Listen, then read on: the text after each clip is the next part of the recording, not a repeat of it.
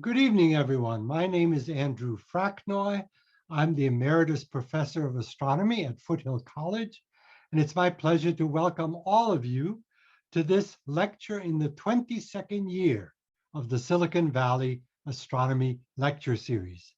This outreach project has been sponsored by 4 organizations: the Foothill College Science, Technology, Engineering, and Mathematics Division, the Seti, or Search for Extraterrestrial Intelligence Institute, the Astronomical Society of the Pacific, and the University of California observatories, which includes the Lick Observatory that you can visit and is one of the oldest mountaintop observatories in the world.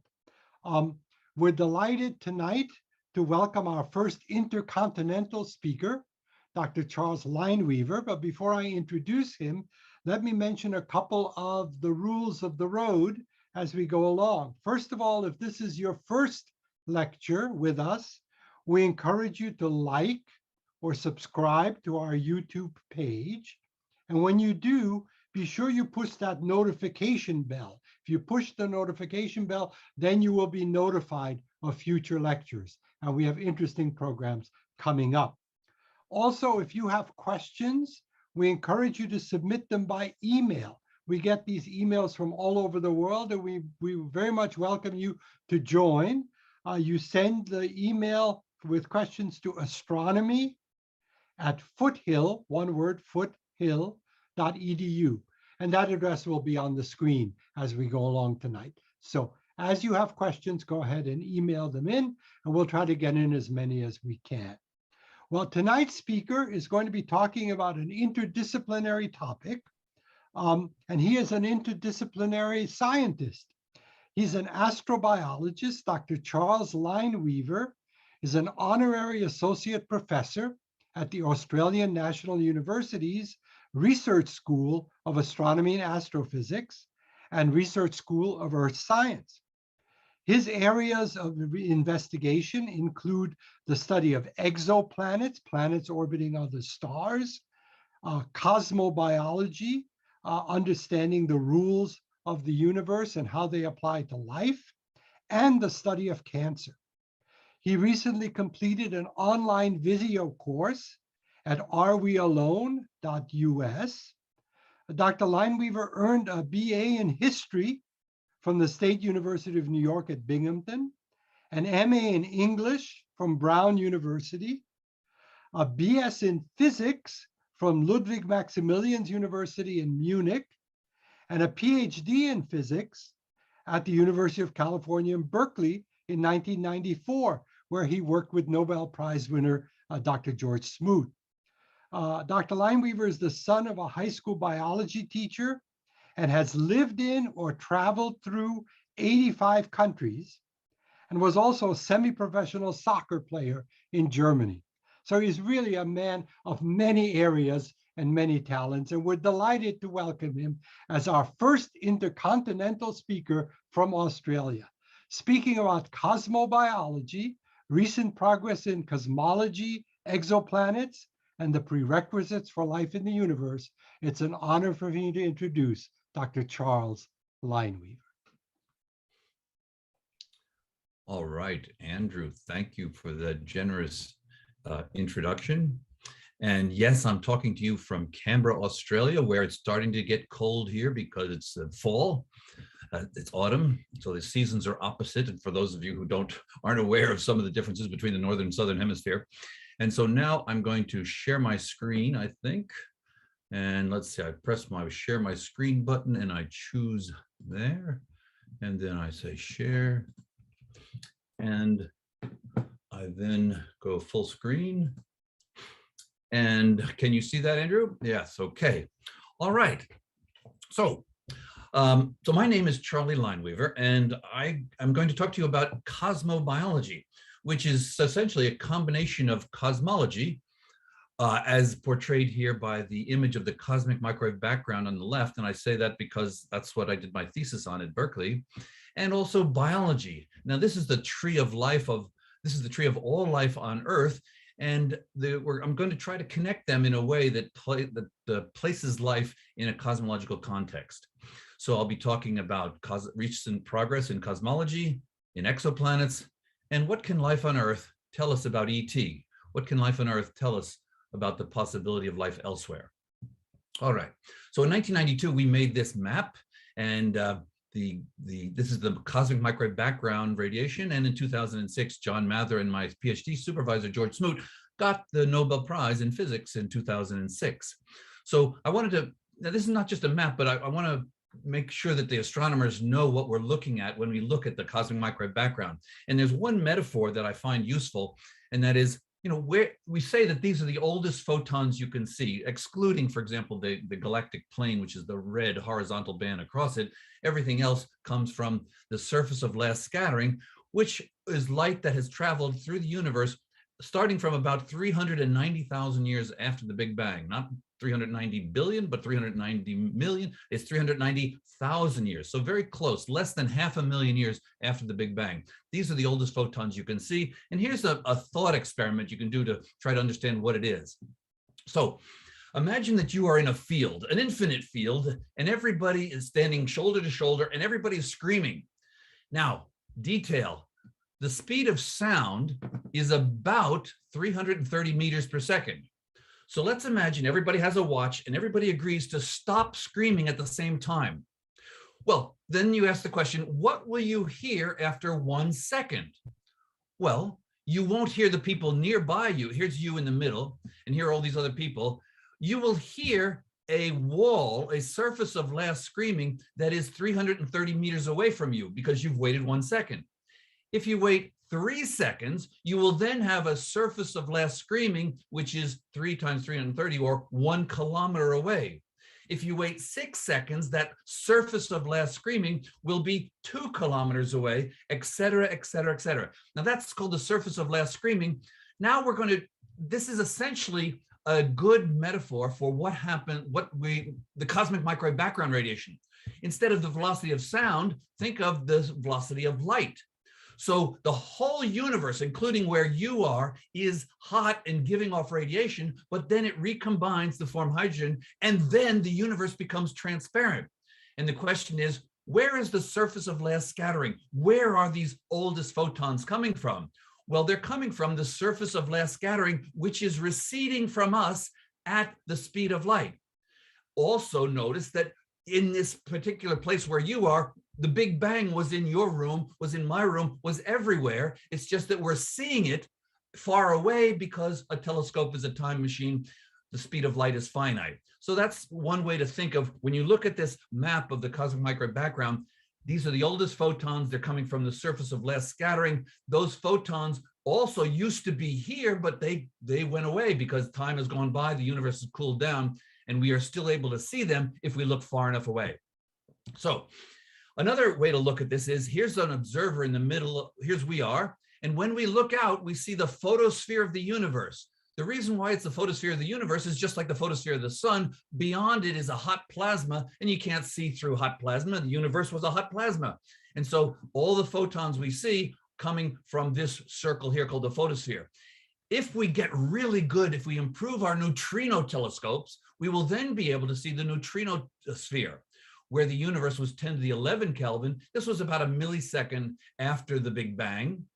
Now, if we had really, really good gravity telescopes, we would then be able to see the gravitosphere, looking back to the temperature of the universe, 10 to the 32 Kelvin, and at a time, it's essentially the earliest time we can even imagine, and that is the Planck time, 10 to the minus 44 seconds. So here we are. When you see, well, I will show you pictures of galaxies and stars, but all of them will be essentially right here, about the size of the eyeball, at redshifts less than 1 or 2 or 10. Well, this is redshift of 1,000.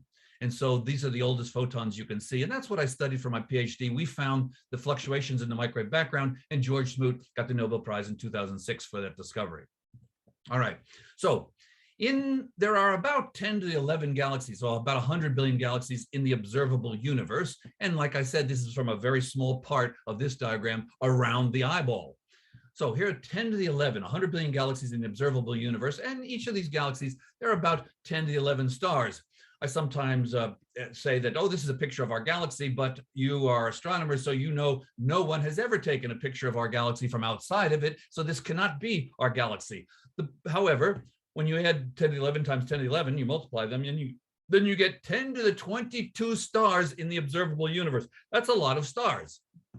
Now, why is that relevant? Well, around every star is some type of planetary system. This is a crude way of saying, well, actually, it's a pretty accurate way of saying the progress that we have made in the statistics and assessing the selection effects associated with detecting planets around other stars.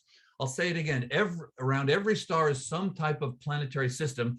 And that means when you look up at the sky at night, you only are seeing the stars, but the best assumption we have now, the default assumption should be that there is a planetary system around all of those stars, each one of them.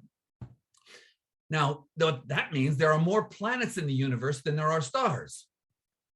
And now we're interested in Earth-like planets, and what we can say is that the number of Earth-like planets is about the same number of stars.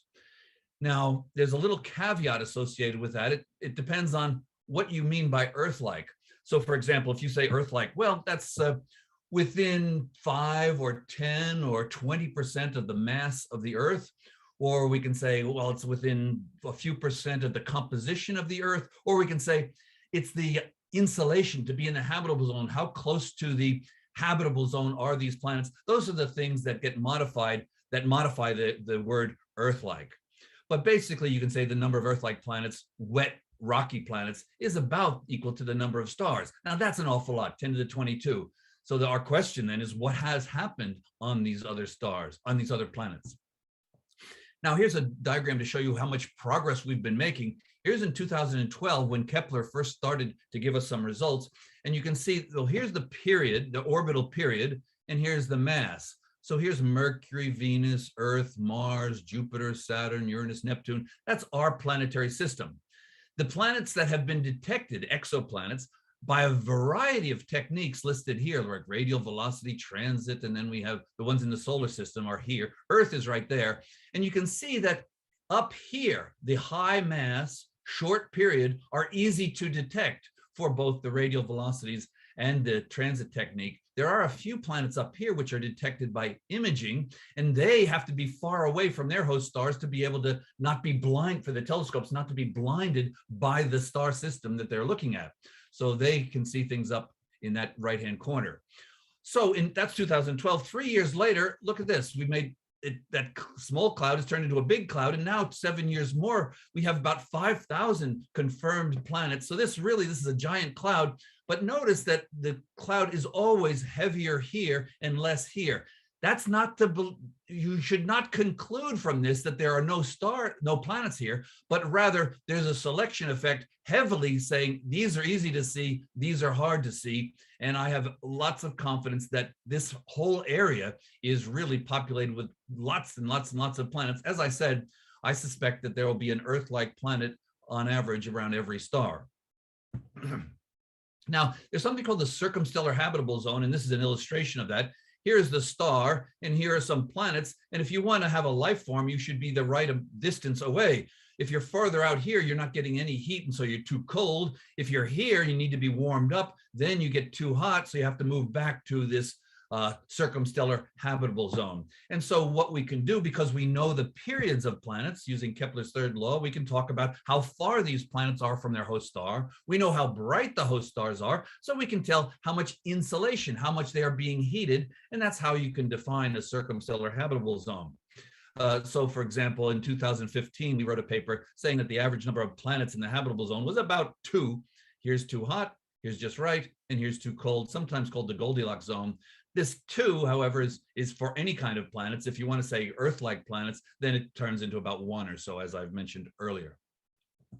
Now, there are all kinds of things you can talk about exoplanets. One is when you get the transit technique, you get the radius. When you get the radial velocity technique, you get the mass.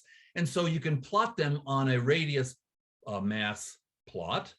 And since the density is mass divided by volume, remember volume is radius cubed, you can say that here are the low density ones and here are the high density ones. So these lines are cold hydrogen. Here's a planet if it were just made out of water. Here's an Earth-like planet, and here's a planet just iron. And so as we get smaller and smaller error bars on these planets, because we're getting better radii for the planets and we're getting better masses for the planets, that makes these error bars smaller, and that lets us see what of these other exoplanets are made of.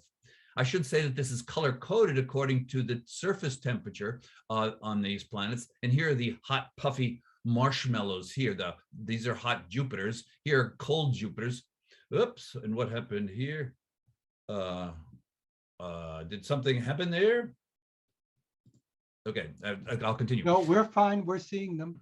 Okay, yes, something happened to my computer. So that's how we can use the transit technique to get the radius, the radial velocity technique to get the mass. We can then plot them on this diagram, and then we can get a pretty good idea, an increasingly good idea about the density of these planets and what kind of things they're made of. Here are the ones that are made out of hydrogen. Here are the ones that are Earth-like. You can see there are lots and lots that are Earth-like. Now, here's a plot. It's a little bit complicated, but here's insolation, and the yellow region here is the Goldilocks zone. This is you can see here's Mars, here's Venus, and here's the Earth. And so that regime is where you get about the same amount of insolation, amount of heating from your host star, and that's where you'd look for habitable planets.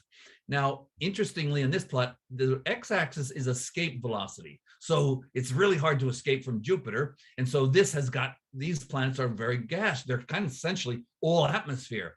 Here, there's a lot of insolation, but very low escape velocity, so they do not hold atmospheres. These are essentially rocks without atmospheres here.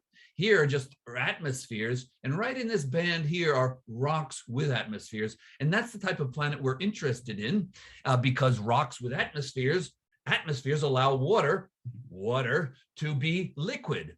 And if you don't have an atmosphere, then H2O is either a gas or an ice and not a liquid. And we think many of us are attached to the idea that liquid is a prerequisite for life, at least on Earth, because all life forms require liquid water during some part of their life cycle.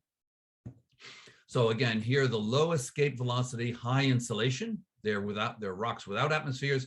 High escape velocity, low insolation. And the Earth's escape velocity, as you can see, is 11 kilometers a second. So a rocket to escape the Earth has to go 11 kilometers a second, then it can escape out of the gravitational potential well of the Earth. And we are trying to find lots and lots of planets here. And those are the ones that we suspect might have life there. All right, so 10 to the 11 stars in our galaxy, 100 billion stars in our galaxy. Now, there's one other thing we should mention about how does the sun compare to these other stars. Now, about 20 years ago, I wrote a paper in Icarus called The Age Distribution of Terrestrial Planets in the Universe. Now, how can you get the age distribution of terrestrial planets, Earth-like planets in the universe? Well, here's what I did. Here is time, here's the Big Bang, and here's today. Notice this was 20 years ago, and the age of the universe was 13.4. Now we know it to be 13.8 billion years, and that's recent progress in cosmology. Anyway, star formation rate in the universe, we can measure this. Here it's very low, but as we go into the past, we see the star formation increases, and then very early on, there was none. So this is essentially the star formation rate of the universe increases rapidly and then has been decreasing ever since a redshift of about 2 or so. Now, why is that important for life? Well, the Big Bang only produced hydrogen and helium and a little bit of lithium, but not oxygen or carbon or iron or magnesium, all of these elements that we know that life is made of. So when these stars, the first stars are very big, they last 5 or 10 or 50 million years, and they go boom, and then they create in their cores and on their shells the elements that make life. So carbon and nitrogen and oxygen. Now, what this second plot is metallicity. That means the amount of material that you need to make life, for example, or a rocky planet for that matter. And that starts at very low. And so you cannot make rocky planets here. But then it goes up rapidly because there are so many big stars spewing out these heavy material. And then it reaches a plateau here. And then you are in a region where you can make rocky planets. So when you add stars here and then say, well, the earliest stars can't form rocky planets because they're not metal, they're not iron, there's not magnesium, there's not nickel, there's not carbon, not oxygen. So you cannot make, these stars cannot have rocky planets, but these stars can. And when you put that two together, those two, then you get an age distribution for the terrestrial planets in the universe. And here's when the sun was formed. Here are the stars that are younger than the Earth and the sun. And here are the stars that are older. So you can see that there's been plenty of time for life to have evolved elsewhere. So the average of this distribution is 1.8 billion years older than the Earth, as the average is right about here somewhere. That's about 2 billion years older than the Earth. So we concluded that if life is common in the universe, as suggested by the rapid appearance of life on Earth, then this age distribution gives us an idea of how we compare to other life that may exist in the universe.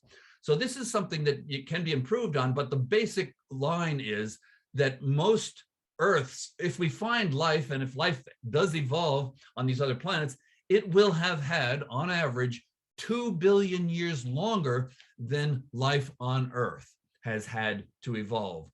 To put that into perspective another way, and that is 2 billion years ago, our ancestors were single-celled amoeba. And so the idea is, well, would we want to talk to single-celled amoeba?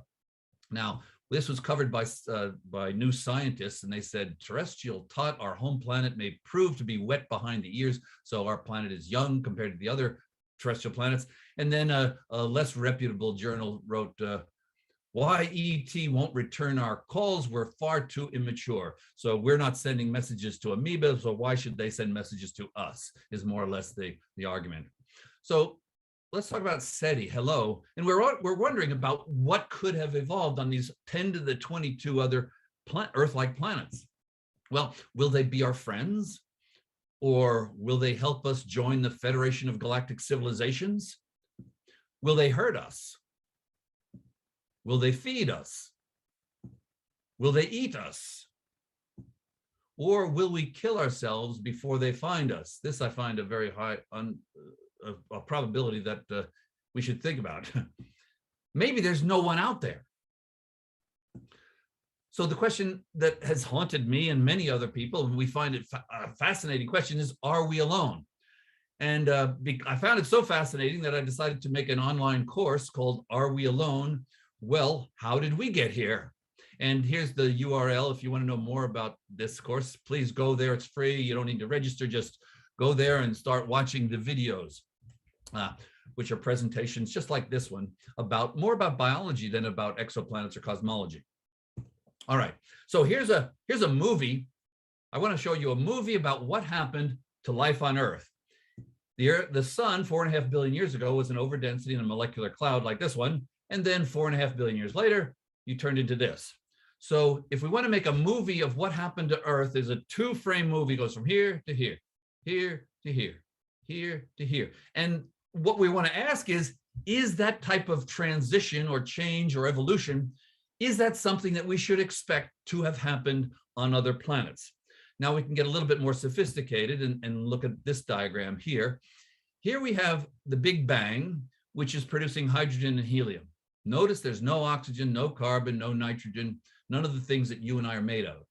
And then it makes these stars, the little red ones that last forever, and then the blue ones which last short times, and they go boom, and they produce these elements. They produce oxygen, nitrogen, carbon, iron, etc. And then in second and third generation stars, they form pieces of debris in the accretion disks of these stars. And then somehow on Earth, at least, life got started here. And then talking to our biological friends who can make phylogenetic trees of all life on Earth, we can make trees like this, in which here are animals and here are fungi and here are plants and chloroplasts. This is a very detailed, well, actually it gets very, very detailed because we have the genetic sequences of so many things. And essentially we know a lot about here, and we know a lot about here, and the emergence of life, the origin of life, is something that we're working desperately on to try to figure out, because that's an important piece of the puzzle about, about whether we should or should not expect life elsewhere. So basically we start out with astronomy and we end up with biology, at least in our case. And so there's been on Earth a cosmic evolution from astronomy to biology. I should say there's an interesting distinction that should be made that's often forgotten, and that is, this is what did happen on Earth, but that does not mean that is what does happen elsewhere. Did is one thing, does is another. Does assumes that it's a pattern that's universal that we should expect elsewhere. Did is just telling this is what happened on Earth. It could be highly quirky and specific, or it could represent a universal pattern. And that's the type of distinction between did and does that we're trying to talk about and discuss as we learn more about the origin of life on Earth. Which of the factors were common or universal? We can guess were universal, and which are quirky. So here we are, and let's suppose that that arrow is pointing to the sun, and we know that on a planet around that star, there was life formed. And what we'd really like to know is, what can life on Earth tell us about the possibility of ET, extraterrestrials, around on the Earth-like planets, which we are fairly sure are around pretty much every star. So this is what we're trying to figure out. Where has there been life and where has there not been life? So here's the question. Here's life has evolved on this planet. It has not evolved on the Earth-like planets in this solar system. It's not here, but here it is. And what's the ratio of planets, Earth-like planets with life versus Earth-like planets without life? So we want to ask the question, are we alone? One response to that is, well, how did we get here? Now, the study of how we got here can help us find life elsewhere, because the laws of physics and chemistry are the same everywhere in the universe. On all the hundreds of billions of wet rocky planets, gravity is the same and water behaves the same. In fact, water is probably the most common triatomic molecule in the universe. This is nothing unique about H2O, except for possibly that you need an atmosphere to make it into water rather than vapor or ice. So water behaves the same. Electrons and protons have the same mass and make the same elements and the same molecules. Now that's important. Making the same molecules is very important, because they're biomolecules with roughly the same relative abundances. We know that because the sun's abundances are fairly representative of the abundances of the elements in the universe. For example, carbon and oxygen. After hydrogen and helium, carbon and oxygen are the two most abundant elements, and they are very, very important for life.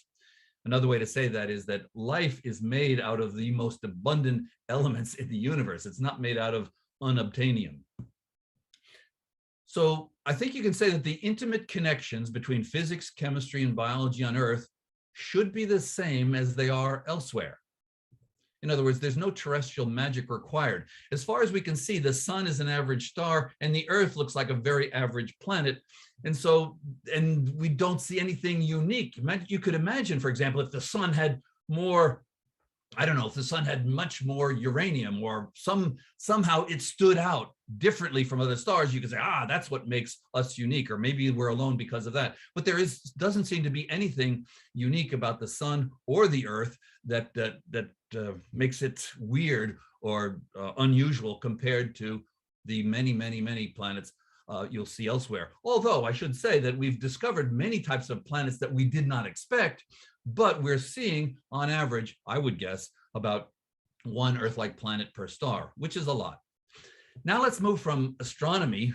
Now let's talk about life. Now here is a 2016 diagram of the tree of life. And here is the origin. Here are eukaryotes, and you are here. We are a eukaryote. That just simply means that we have DNA is inside a nuclear membrane. And here's archaea, and here are bacteria. This diagram is getting bigger every month or so. And the root, the origin of life, is somewhere here in this red. So here we are at the end of this thing, and about 1 billion years ago was here, 2 billion years ago was here, maybe 3 and maybe 4. This is about 4 billion years ago when life got started on this planet.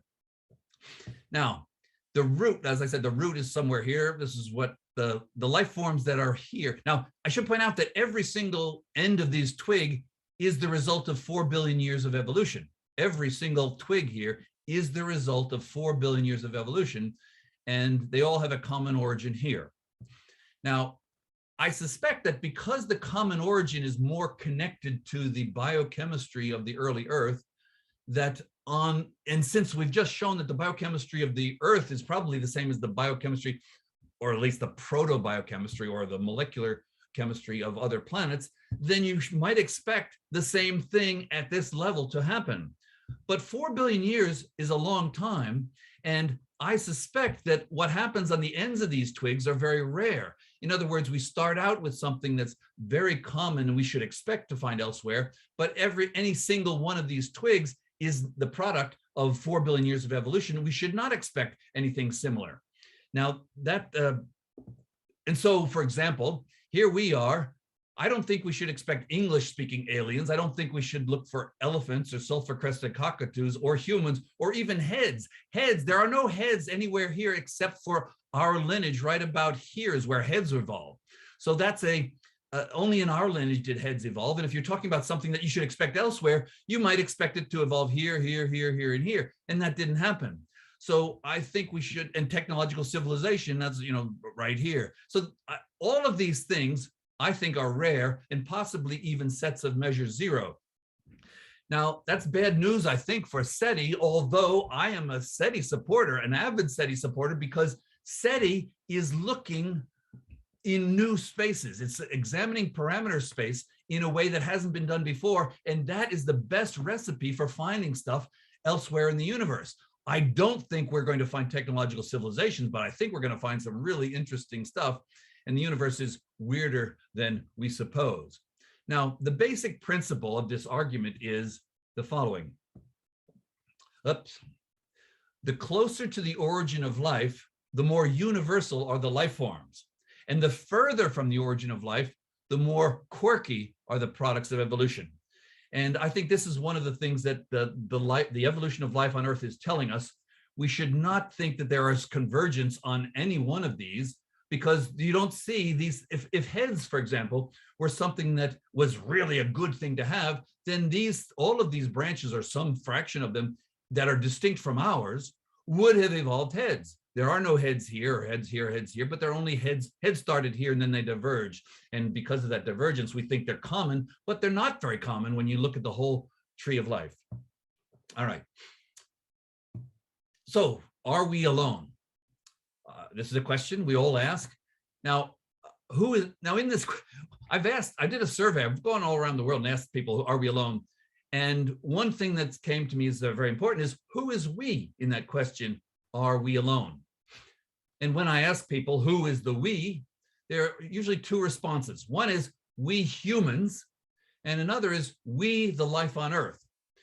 So if in the question, are we alone, are humans alone? I would say, of course not. There are chimpanzees, there are trees. We are definitely not alone on Earth. And if we're not alone on Earth, we cannot be alone in the universe. So that's quick. That's the answer to that question. Are humans alone? No. How about is the life on Earth alone? Now that's a little bit harder to answer. Specifically, it's hard to answer because what is life? What do we mean when we say, are we the life on Earth alone?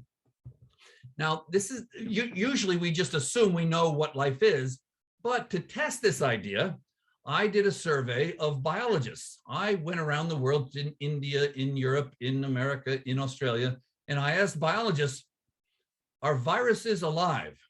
Now, this is an important question because viruses are the most abundant organisms on Earth. These are something you cannot ignore. They are everywhere. They outnumber bacteria by at least 10 to 1. So what was the result of the survey? A quarter of the biologists said, no, viruses are not alive. A quarter said, yes, they are alive. A quarter said, I don't know. It's a good question, but I don't know. And a quarter said, it's not an important question. It's not a good question. So that is the status of our knowledge of the most abundant organisms on Earth. Now, I take that as viruses are good evidence that there is no well-defined boundary between life and non-life. And so I guess it makes me more humble. It makes me say, we, the life forms on Earth, are we alone? That it makes that question ambiguous. So what do you mean by life? So I suspect that we don't really know what life is, and we should stop pretending that we do. That doesn't mean we should stop looking for it, but I think we should tone down our confidence that we know what life is. For example, here's another example. Are there size boundaries to life? Well, we just talked about viruses, and the biologists say, well, we don't know whether this is alive or not. But how about prions or genes? Are genes alive? We're very happy with these guys being alive because this is where we are. We're a multicellular organism. So on the small scale, well, maybe these are not alive. We don't know. And how about over here? On the large scale, are these things too big? Is an ecosystem too big to be alive? Is Silicon Valley alive? Is Gaia alive? So it's kind of weird that we have a myopic vision of this thing called life, but we're projecting it onto the universe only within the size scale that we're used to. Are these too small to be alive? Now, this can be backed up by one of my favorite philosophers, Friedrich Nietzsche, who wrote in 1887, only that which has no history can be defined. In other words, so life has a history, therefore it cannot be defined. Let's take an example. Humans, was there any such thing as the first human? And you'll hear that people say, oh, humans are 100,000 years old or 200,000 years old. But there is no such thing as a first human. Humans, like everything else, is something that has evolved from proto-humans and proto-proto-humans. And there is no sharp line that you can talk about evolutions in certain directions, but there's never a time when there was a mother who was not a human and a child who was a human. That's a ridiculous idea. And evolution is just full. That's the main characteristic of evolution. It changes slowly over time. So similarly, there was never a time when there was a first life form, just like there was never a human being. So that's my take on this idea that we know what life is. This is backed up by Jack Szostak, who got a Nobel Prize, and he says attempts to define life do not help to understand the origin of life. We're trying to understand the origin of life because we want to figure out whether it happened elsewhere, but attempts to define life don't help us in that process, and that's why I'm pushing back on this idea that we know what life is, and that'll help us. So I've talked about let's see, recent progress in cosmology and the microwave background radiation. I've talked about exoplanets and why there's so many, and what can life on Earth tell us about ET. And I just want to end this talk by saying that I did make a slide. If you want to hear more about what I have put online, it's Are We Alone? Well, how did we get here? And we're trying to figure out from what happened on Earth and from our knowledge of what happened on Earth, what aspects of that can we project elsewhere, and have a look at arewealone.us. Now, I still have some time, so I wanted to say, actually, I wanted to go back to this diagram here. I made a point that's a little controversial. I know this is controversial because I've talked about it before in the context of, I've called it the Planet of the Apes fallacy. Now, if you know the movie Planet of the Apes, you'll see that humans marginalize themselves, and then Charlton Heston and his crew lands after being cryogenically preserved for a while. They land on a planet. The planet has a 24-hour day, and it has 20% oxygen and nitrogen in its atmosphere, 80% nitrogen in its atmosphere. And there are 3 species of ape, and there's corn, and there's horses, and the apes are speaking English. And the idea is that he does not realize he's on Earth until he sees the half-buried Statue of Liberty. Now, I would suggest that biology is so quirky and English is so quirky, horses and elephants are so quirky, that if you are on a planet and you see these things, then you are on Earth. Maybe heads are so quirky also. So if you land, all the extraterrestrials on movies have heads. But as you can see in this diagram, heads are a tiny, tiny fraction of all life on Earth. And so this is something that you might consider as rare, and even a set of measures 0. And that essentially means the probability of it happening are 0. So here I am. I know this is a heretical vision for people who love Seti, but I suspect that the English language, most people say, oh, the English language, you should not expect it elsewhere. But the quirkiness of the etymology of English words is so crazy that people say, it's never going to be elsewhere. So in other words, the words that I'm speaking here are not going to be spoken by aliens elsewhere, but also you might be able to say the same thing about heads. If you go back, for example, 1 billion years, then there's only going to be one species with a head. So heads are species specific. And anything that's species specific, like an elephant or a sulfur-crested cockatoo or a human, is not something that we should expect elsewhere. Now that, as I said, is something that I've talked to SETI people about. They are usually motivated by looking for technological civilizations. I am not. I'm motivated and I support SETI because they are looking at new parameter space. It's kind of like, Columbus went to find India and he found Americas. He found something even better than what he was looking for. I suspect that's a good metaphor for our SETI searches. I think it's very worth doing. Give Columbus the money to go out there and find India. So what if he's made a mistake about the size of the Earth? He will find something specifically because, like any good scientist, he's looking where no one has looked before. And with that, I will end my talk and turn it over to you, Andrew, and wonder if there are any other questions about this heretical talk I've just given.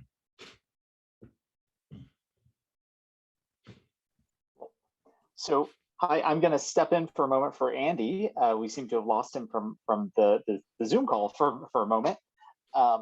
So thank you very much for the talk, Dr. Lineweaver. We really appreciate it.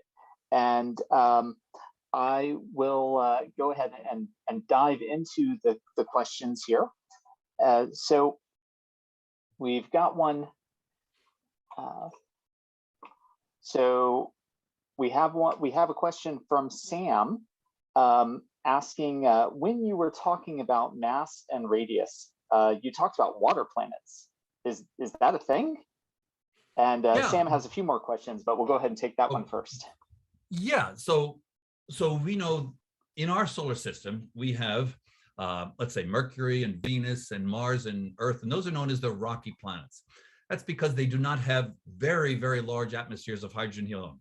Well, let's start earlier. The sun is mostly made out of hydrogen helium, and it has about 1.5 or 2% other stuff. Now, the Earth has other stuff and has lost the hydrogen and helium from it.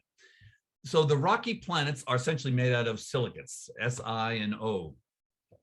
And then we get to Jupiter and Saturn and Uranus and Neptune, and they are made out of Jupiter and Saturn, mostly gas, hydrogen, helium. But then Uranus and Neptune are also sometimes called ice giants because they not only have hydrogen, helium, they also have ices, a lot of H2O and a lot of NH3 and CH4, methane, ammonia, and water ice.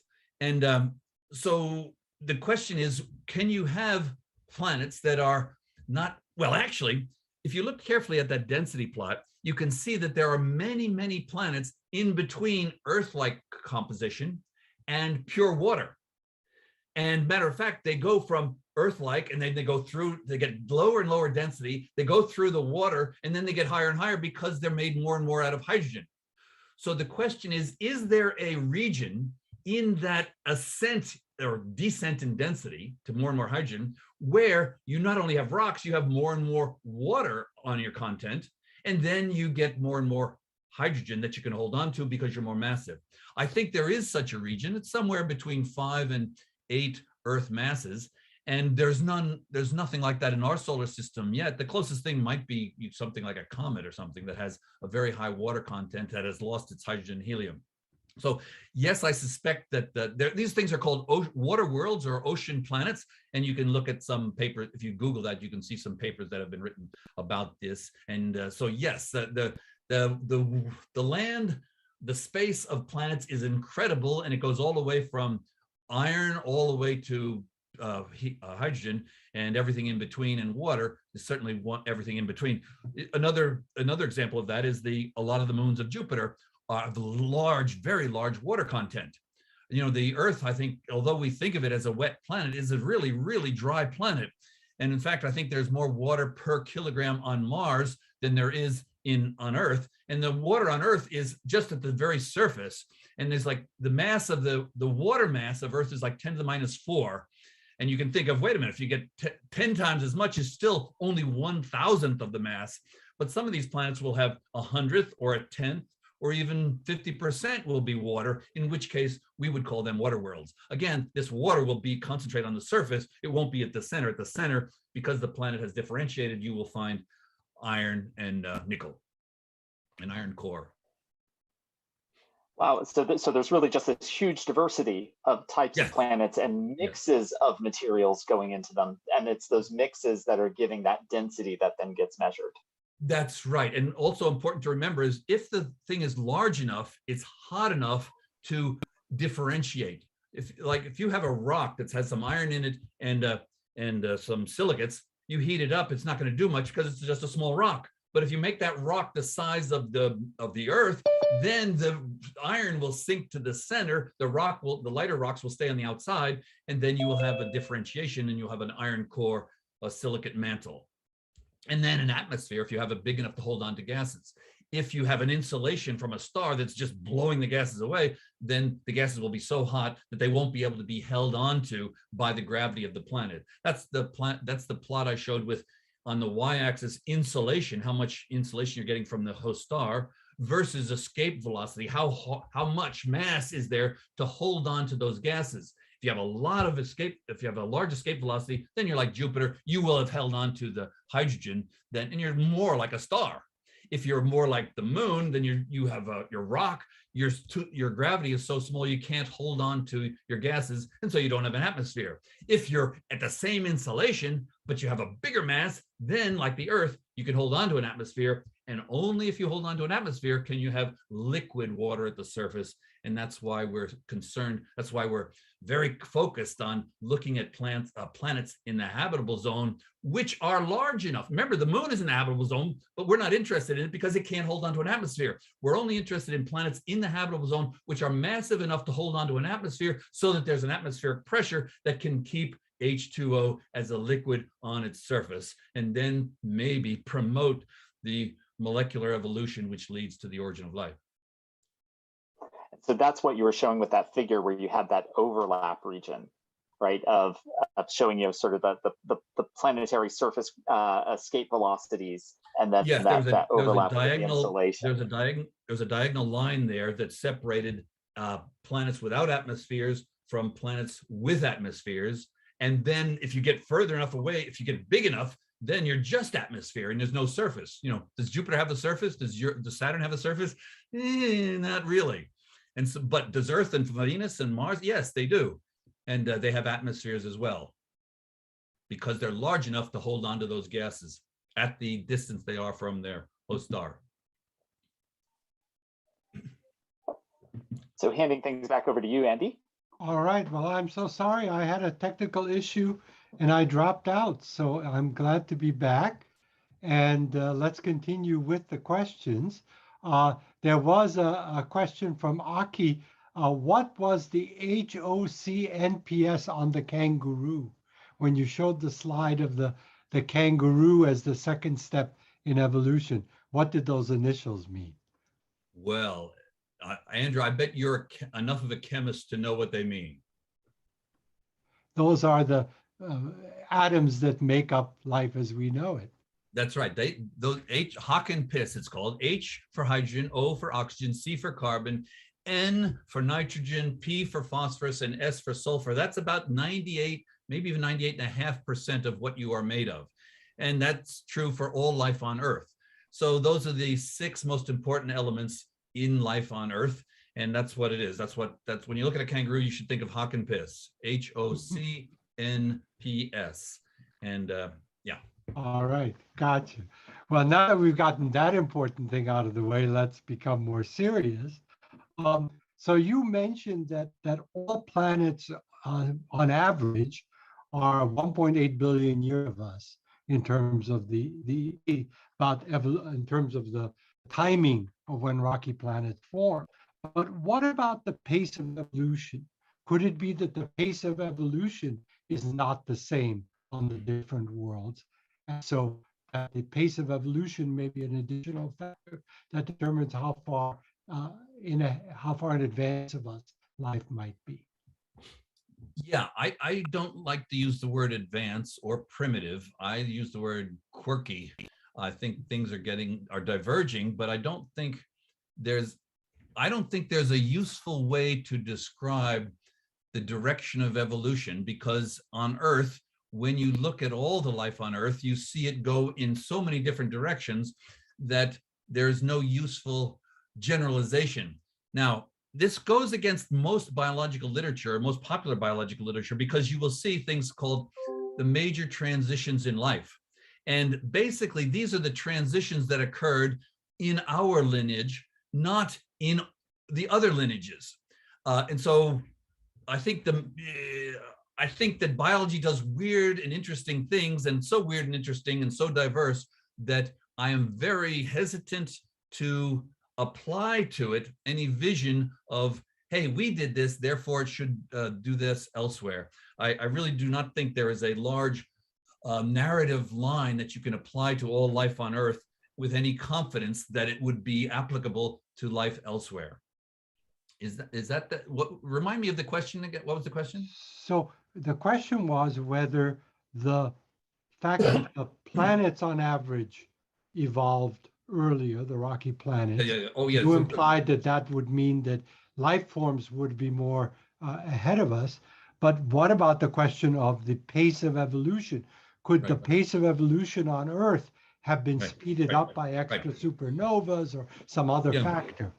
Yeah, I don't know how you measure a pace of evolution. There's no metric to say, you know, if you, in other words, you could say, oh, how quickly do you become a human being or a technological civilization? That is a very common, a very terrible misconception that is very common, very popular.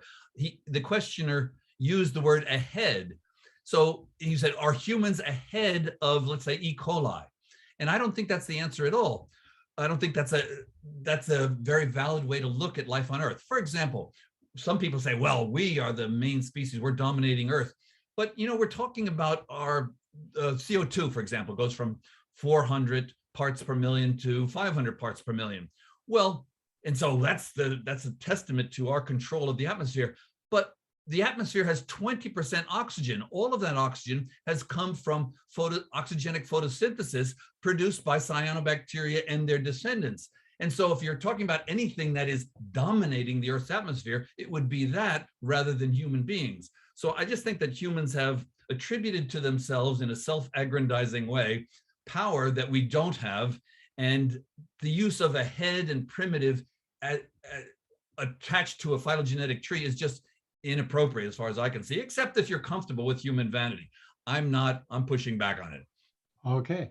Well, let's move to wait, one more thing. He asked the question about the rate. There's one really good theoretical book about the rate of evolution. And for example, evolution on Earth is based on chemistry, chemical bonds. So we have oxygen combining with nitrogen or oxygen with hydrogen and making water, et cetera. These are all chemical bonds that exist at a certain energy. Now, there are some people who have speculated about the possibility of life on the surface of a neutron star. Well, there you wouldn't have chemical bonds, you would have nuclei that are binding and breaking apart from each other. And if you had a sophisticated nuclear chemistry rather than atomic chemistry, we know that the time frame from that is about a factor of 1 million faster. So if you could base life on nuclear chemistry rather than atomic chemistry, then maybe the rate of evolution would be proportional to the rate of the chemical bonds being broken and forming. And that would be, I think, about 1 million times faster than the atomic evolution. So that's one perspective on the rate of evolution. The other perspective on the rate of evolution is how much variation are you creating and how much selection are you doing? And that's something that I'm not sure how to vary and how variable it could be on other planets, but who knows? Who knows? All right. Well, Brian asks, do our present techniques permit discovering the spectral signatures of interesting molecules on the known exoplanets? Could we, for example, find methane or glucose or other indicators of life? Well, yes. As a matter of fact, that's one of the main science goals of the James Webb Space Telescope. And it works as the following way. You have a star, and you know from previous observations that there's a planet that passes in front of that star. When the planet passes in front, starlight from the star from behind, starlight transits the atmosphere of that planet.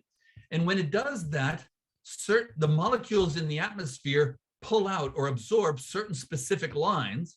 And when you look, therefore, at a spectra, when James Webb Space Telescope looks at a star which has a planet passing in front of it, it can see, if it's lucky, absorption lines from the atmosphere of that planet, and then say, ah, there's some oxygen. Ah, there's some CO2. Ah, there's some water. And so these are called biosignatures, and we're still floundering with trying to figure out how can you tell the difference between the absorption spectra of an atmosphere that has no life on the surface from one that does. I think people are overly confident in our ability to do that. For example, oxygen. If you see oxygen, is that going to be an indicator of life? Well, on Earth, we know that the oxygen level would be very low except for the life here. But you can make oxygen, for example, if you have H2O, water, that gets up high in the atmosphere, gets photodissociated and makes hydrogen and oxygen. The hydrogen escapes because it has a high velocity, and oxygen sits there being produced by the dissociation of the abiotic dissociation by UV photons from the host star and creating oxygen.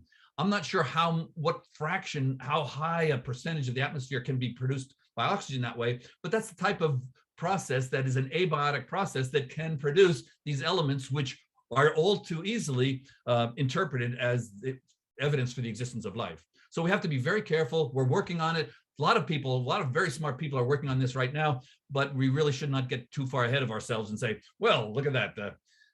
There's evidence of life there. Well, that's a hard thing because we don't even, as I've argued, we don't even know what life is. I would argue maybe that a volcano is life, or maybe a hurricane. I've written a paper about how you can maybe, as a physicist, have a better definition of life if you just say, far from equilibrium, dissipative systems are a general category of which this traditional biological life is a part of. So, for example, the great spot on Jupiter would be a life form, or the galaxy might be a life form, or a star would be a life form. What is it doing? It's a far from equilibrium, dissipative system. Dissipative simply means it's producing a lot of entropy, more entropy than would be produced if it did not exist.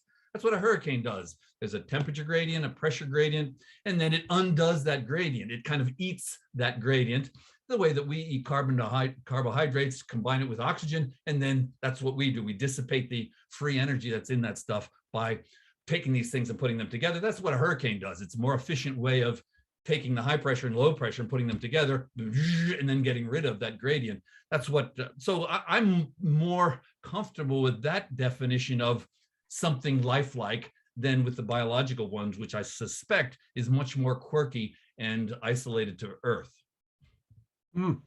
Interesting perspective. So someone wants to argue with you from a biological perspective, and this is a slightly long question, so I'm going to read it from Alex. I don't think your argument for the rarity of heads is valid. Once bilateral body plans evolve, almost all genera have heads, and all have a front and back end connected by a gut. So while the number of species of bilatera is fewer than simple organisms, heads do become more common. Single-celled organisms reproduce faster and evolve faster.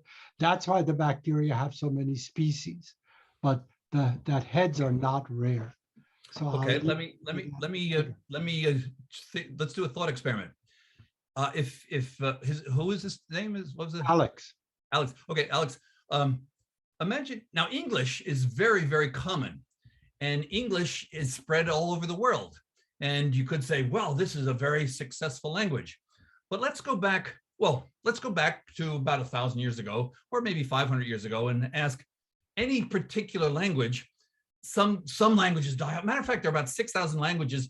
Lots of them are dying out right now, and some are surviving and some are not.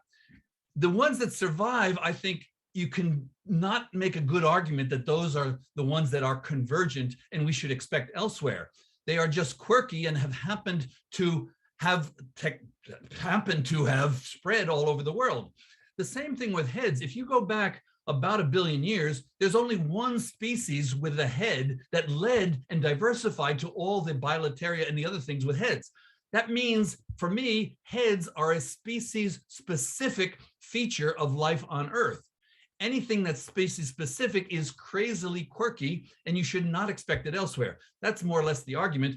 And just because something diverges and is now very common does not mean that we should expect it elsewhere, for the same reason that English is very common, but we certainly should not expect it elsewhere. Okay.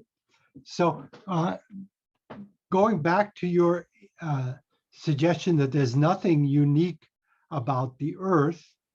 Well, that depends on how carefully you look at the Earth. If you talk about, is there a Japan on, no, that is unique, and these very particular things about the Earth are certainly unique, but the general features of having an atmosphere and having a wet, rocky planet of about that mass, that is nothing special, I think. All right, so taking off from that, the questioner asks, what about the fact that we have a big moon? Right. Doesn't that play a role in evolution? And is that something that necessarily would happen elsewhere? Right. We do have a big moon. I wouldn't say it's terrible anonymous. I mean, in our own solar system, we have Pluto and Charon. And I think the binary ratio between Charon's mass and Pluto's mass is larger than the mass. Our moon is 1/80th the mass of the Earth.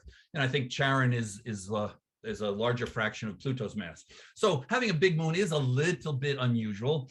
But I think now, why would that be important for life? There are some features about the earliest biochemistry that we know of that suggest that the dehydration, let me back up. If you go back 4 billion, now the moon is receding at about 1 centimeter per year, and the angular momentum of the Earth is being transferred to the moon is receding. Now that means about 4 billion years ago, the moon was about 1/10 of its distance that it is now. That's very, very close. If you look at the tidal heights, they are proportional to 1/r cubed. Now, so we take 110 and cube it, we get 1,000th, which means that the tides 4 billion years ago, if there's liquid water at the surface, which I think there was, would be, instead of 1 meter, they would be 1 kilometer. So you'd have a kilometer tide, and not only that, you would have not twice in 24 hours, you'd be twice every 8 hours. So it would be you'd have essentially a 1 kilometer tide going boom, boom, boom, boom. And so this would create dehydration of whatever molecules are forming and whatever they're doing at the surface. And it is possible that that high degree of dehydration and then hydration would be an important part of the creation of the polymers, like the amino acids going into proteins that are the basis of life. And so it's possible that our large moon played a role in the emergence of life. We're unsure about that. There are other ways to do dehydration, for example, and then there are mountain streams that dry up and their seasonality. But a large moon may have played an important role in the emergence of life, but we're not sure. All right. So Kalai writes, without assuming a goal for species development, you can still describe situations where species are rapidly mutating versus those where species are stable because the environment is stable. One could suppose the chances of developing quirky entities increases where the rate of mutation is higher. No? Well, I think how the quirkiness depends on, remember, every quirk has to be an adaptation or has been selected to be an adaptation to the environment. And the environment is very, very varied and it's changing. So I think the degree of mutation and the strength of selection is something that determines how quirky you are. I think you're right. If there is an environment that just does not change, then you will have life forms that will not be selected to change. And so therefore you will stay pretty much the same and you will not diverge into the great variety that we see. Another thing is that you notice I've couched this argument as a physical environmental argument. The important part, and that this should never be forgotten, is that most of the selection on the life forms on Earth is now due to conspecifics, other life forms. So that creates an environment that is increasingly diverse, and then it's more diverse because it is diverse. So it's an exponential divergence because of the complications of, hey, you're getting eaten by a lion. No, you're getting eaten by a COVID virus. No, you're killing something over there. Life is killing itself and being the most powerful selection. And that's very much like you take a microphone and put it next to the speaker. And then you get the feedback that's good. You get this feedback to this feedback, this, and then that's the self-referential of nature of the selection of life forms on Earth. And that's what makes it so quirky. And I think that feature is probably a universal feature, which I'm comfortable attributing to life elsewhere, if there is such a thing. And then that is what gives me confidence that those quirky end results after 4 billion years of life on Earth is something that we might attribute as a universal feature of life elsewhere. Well, your head's argument has gotten a lot of people thinking. So Kurosh writes, evolution fills ecological niches. Intelligence is an ecological niche. In 4.5 billion years, evolution on Earth found and occupied this niche. Is it not likely that it would do the same on other planets? Whether they had heads or not, is intelligence not a niche that would be filled in other worlds? All right, so now you have to be very careful with this word intelligence. When I talk about intelligence, I talk about human-like intelligence, because I think a rabbit, I have a dog, for example. This dog, when we go for a walk, it can smell things that I have no idea what's going on. It knows about the world in an olfactory way that I'm completely oblivious to. If you look at a human brain, you will see that the olfactory lobes have shrunk and they're tiny. We can't smell worth crap. We are terrible smellers. And so if you're going to talk about intelligence of our olfactory system, it's terrible. That's why we use dogs in airports to smell out to smell for drugs and to recuperate iPhones that have been left in the plane. So we are very happy. We are very content. We think we have our adaptation, our human-like intelligence is the best kind of intelligence, and therefore we project that, and then we call it intelligence. And what we mean by that, some general version of intelligence that will be good on other environments. But from the Earth, we already see that there are not species trying to be like humans. We know this because the experiment on this has already been run. These experiments are called Australia, New Zealand, Madagascar, South America, any very, very large continent that had landlocked species for tens and hundreds of millions of years, during which there were no humans, and no species on these continents evolved the encephalization quotient that we have to have human intelligence. We know that our brain increased by a factor of 3 in about 2 or 3 million years. That's the time frame in which our brains went from here to here. Now, if that were a convergent feature, if it was better to be smart in a human-like way, then we would have already seen that happening on the continents that there were no human beings on for hundreds of millions of years. In Australia, when humans arrived only 50 or 60,000 years ago, there were no really big-brained kangaroos or wombats. The same with the lemurs in Madagascar, or the same for the New World monkeys. The New World monkeys were alone for about 100 million years before any humans got there. Nothing among the thousands of species evolved into a human-like brain with human-like intelligence.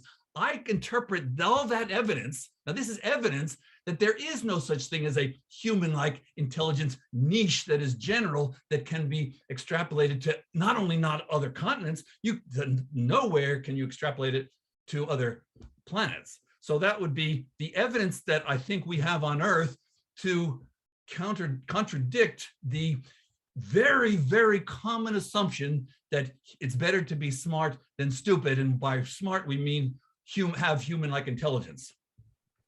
But that is probably the most common misconception that I run into when I talk about these things. Well, all right, well, we've come now to the last question.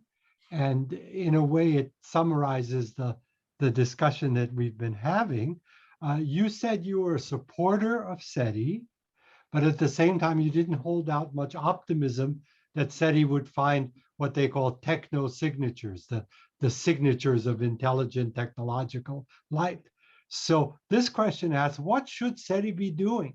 What would be the best thing, given your ideas that you've talked about tonight? What should Seti be doing to find life elsewhere in the universe? I think it should be doing exactly what they are doing, and that is exploring parameter space in different frequency ranges. And also you could do optical Seti, you could do microwave Seti, you could do gamma ray Seti, looking for patterns that are supposedly unnatural. I mean, it's a weird, I think Arthur C. Clarke said, what did he say? He said that any sufficiently advanced technology will be indistinguishable from magic. That's right. Well, but there's a Canadian philosopher who modified that, and he said, no, Arthur, you're wrong. Any sufficiently advanced technology will be indistinguishable from nature.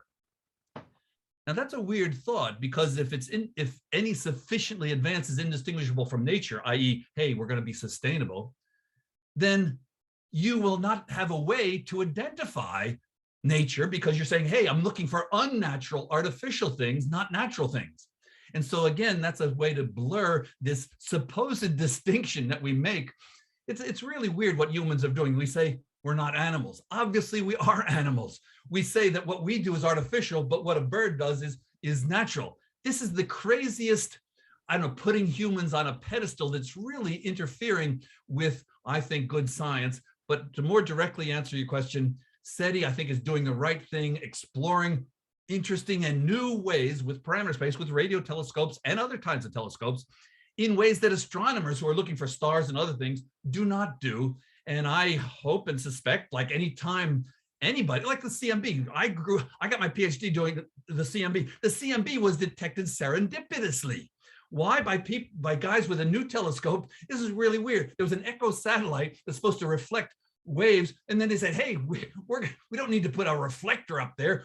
We can have a transmitter, a transceiver that can detect and then send back. And so they had no longer use for this Horn telescope in New Jersey, Homedale, New Jersey. And so the guy said, oh, I'll use it to look at the galaxy at new frequencies. When they did, they had a hiss. They didn't know what they were looking for, stars or whatever, but they had a hiss, and they said, that must be, something in electronics. And then after Bill Burke said, hey, you know what? This sounds to me like it's cosmic microwave background is being worked on in Princeton right now. So that's one of the most serendipitous things, because you are looking in a new parameter space with a new instrument. That is what SETI is doing. That's why I'm confident. That's why I like it. But in terms of the physicists talking about the evolution of human-like intelligence, it's crazy. It doesn't make any sense to me at all. And so that's why I'm kind of a supporter and a detractor at the same time. We'll leave it with that contradiction. Thank you so much for challenging our thinking and leading us into a lot of interesting areas tonight. We appreciate your being part of the Silicon Valley Astronomy Lectures. Let me remind people that if you are not a person who has checked off being interested in the series, you should subscribe or like the Silicon Valley Astronomy Lectures, and make sure you check the notification bell so we can send you information about future lectures.